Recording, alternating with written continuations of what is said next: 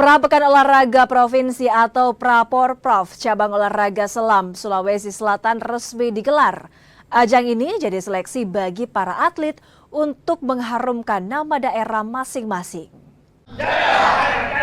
Salam olahraga. Praporprov POSSI Sulawesi Selatan menjadi tahap penting bagi para atlet selam dari berbagai kabupaten dan kota.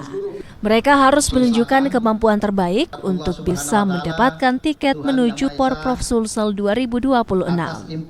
Selain mengukur kekuatan, kegiatan ini juga menjadi momentum pembinaan atlet selam secara lebih terarah.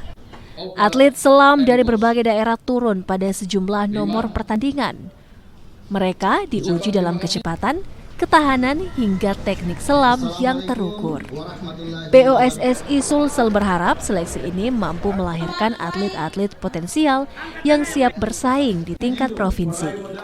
Memang beberapa bulan yang lalu kita sudah laksanakan, tapi di tiap-tiap kabupaten dan wilayah. Sehingga pada saat ini kita melaksanakan babak kualifikasi pra-provinsi. Jadi nanti diharapkan dari hasil dari sini nanti kita akan mengambil atlet-atlet yang terbaik untuk kita kirim ke tingkat nasional pada saat pelaksanaan PON. Ada targetnya seperti apa? Untuk target PON yang sebelumnya yang dilaksanakan di Papua, untuk cabang selam ini memang hanya mendapatkan dapat menyumbangkan 1 perak. Harapan kita ke depan setidaknya selam pada saat PON selanjutnya itu mendapatkan emas dan juga perak. Selain mengejar prestasi, event ini juga menjadi ruang evaluasi bagi pelatih dan tim teknis untuk melihat perkembangan para atlet.